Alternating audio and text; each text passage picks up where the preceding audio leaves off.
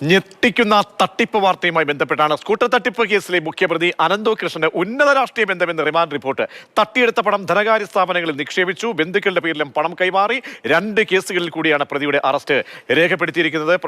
ശ്യാം പ്രസാദ് ഉത്തമൻ ചേരുന്നുണ്ട്. ശ്യാം, കേട്ടാൽ ഞെട്ടുന്ന തരത്തിലേക്ക് തട്ടിപ്പിന്റെ വ്യാപ്തി പോകുമ്പോഴാണ് ഇന്നിപ്പോൾ പുതിയ നടപടി. കസ്റ്റഡിയിൽ കൂടി പ്രതിയെ കിട്ടിയിരിക്കുകയാണ്. അതിന് പിന്നാലെ പല ജില്ലകളിലായി കേസുകൾ ഓരോന്ന് വരുന്നുണ്ട്.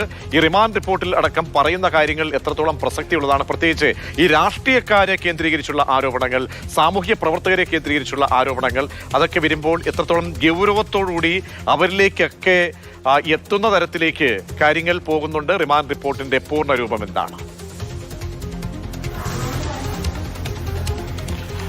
പ്രജീഷ, അതായത് ഈ കേസിലെ പ്രതി അനന്തു കൃഷ്ണൻ ഉന്നത രാഷ്ട്രീയ ബന്ധമുള്ള ആളാണ് എന്ന് തന്നെയാണ് വ്യക്തമാക്കുന്നത്. ഈ ഉന്നത രാഷ്ട്രീയം വെച്ചുകൊണ്ട് തന്നെയാണ് ഇത്രയധികം ആളുകളെ ഈ തട്ടിപ്പിന് ഇരയാക്കിയതെന്നുകൂടി ഈ നിലവിൽ ഇപ്പോൾ ഈ കസ്റ്റഡി അപേക്ഷയിൽ വ്യക്തമാക്കുന്നു. പ്രതിക്ക് ഉന്നത രാഷ്ട്രീയ നേതാക്കളുമായി ബന്ധം, ആ ബന്ധം ഉപയോഗപ്പെടുത്തിയാണ് ഇത്തരത്തിലുള്ള ഈ NGO-കൾ രൂപീകരിക്കുകയും അങ്ങനെ NGO-കൾ വഴി വിവിധ തരത്തിൽ ആളുകളിൽ നിന്ന് പണം സമ്പാദിച്ച് ഈ പദ്ധതി നടപ്പാക്കുകയും ചെയ്തു. അതുവഴി കോടികളുടെ തട്ടിപ്പ് തന്നെയാണ് നടന്നിരിക്കുന്നത്. കേരളത്തിൽ എമ്പാടും ഈ തട്ടിപ്പ് നടന്നിട്ടുണ്ട്. അതുകൊണ്ട് തന്നെ ഇത് എത്രയെന്ന് കൃത്യമായിട്ട് പറയാൻ കഴിയുകയില്ല. ഏകദേശം 1000 കോടിയോളം രൂപയുടെ ഇടപാട് ഇതുവഴി നടന്നിട്ടുണ്ട് എന്നാണ് മനസ്സിലാക്കാൻ കഴിയുന്നത്. നിലവിൽ ഈ കേസുമായി ബന്ധപ്പെട്ടുകൊണ്ട് തന്നെ ED എൻഫോഴ്സ്മെന്റ് ഡയറക്ടറേറ്റ് വിവിധ പോലീസുകളിൽ നിന്നായി ഇതിൻ്റെ കംപ്ലൈൻറ്റുകൾ ശേഖരിച്ച് വരുന്നുണ്ട്. കാരണം ഇതൊരു വലിയ സാമ്പത്തിക ഇടപാട് തട്ടിപ്പായി മാറിയിരിക്കുന്നു. ഈ തട്ടിപ്പിൽ വിശദമായൊരു അന്വേഷണത്തിന് സാധ്യതയുണ്ടോ എന്നീ കാര്യങ്ങളാണ് എൻഫോഴ്സ്മെന്റ് ഡയറക്ടറേറ്റ് ഇപ്പോൾ അന്വേഷിക്കുന്നത്. അതിനിടയിലാണ് ഇപ്പോൾ ഈ പോലീസ് നൽകിയ കസ്റ്റഡി അപേക്ഷയിൽ പറയുന്നത് ഇയാൾ ഈ പണം സമ്പാദിച്ച ശേഷം ഈ പണം മറ്റ് ബാങ്ക് അക്കൗണ്ടുകൾ വഴി വിനിയോഗിച്ചിട്ടുണ്ട്.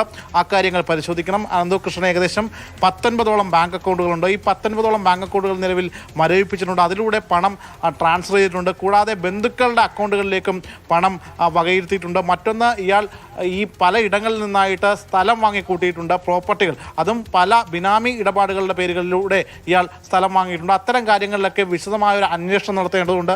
ഇയാളുടെ പേരിലുള്ള വാഹനങ്ങൾ, ഈ വാഹനങ്ങൾ മറ്റാളുകളുടെ പേരിൽ ഇയാൾ വാങ്ങിയിട്ടുണ്ടോ എന്നതടക്കമുള്ള കാര്യങ്ങളിൽ പോലീസിനെ വിശദമായി അന്വേഷിക്കേണ്ടതുണ്ട്. ഇക്കാര്യങ്ങളെല്ലാം ചൂണ്ടിക്കാണിച്ച് തന്നെയാണ് 5 ദിവസത്തെ കസ്റ്റഡി അപേക്ഷ പോലീസ് സമർപ്പിച്ചത്.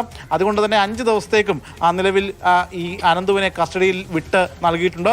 ഇതിനിടയിലാണ് വണ്ടൻമേടും അങ്ങനെ അനന്തുവിന്റെ ഉന്നത രാഷ്ട്രീയ ബന്ധങ്ങൾ, ഈ തട്ടിപ്പിന്റെ പിന്നിൽ ഉന്നതർക്കുള്ള ബന്ധമൊക്കെ തന്നെ സൂചിപ്പിക്കുന്ന തരത്തിലേക്കാണ് ഇപ്പോൾ റിമാൻഡ് റിപ്പോർട്ട്, കസ്റ്റഡി അപേക്ഷയിൽ കാര്യങ്ങൾ പോലീസ് വ്യക്തമാക്കുന്നത്. ചോദ്യം ചെയ്യൽ, അതുകൊണ്ട് തന്നെ 5 ദിവസത്തെ ചോദ്യം ചെയ്യൽ വളരെ പ്രധാനപ്പെട്ടത് തന്നെയാണ്.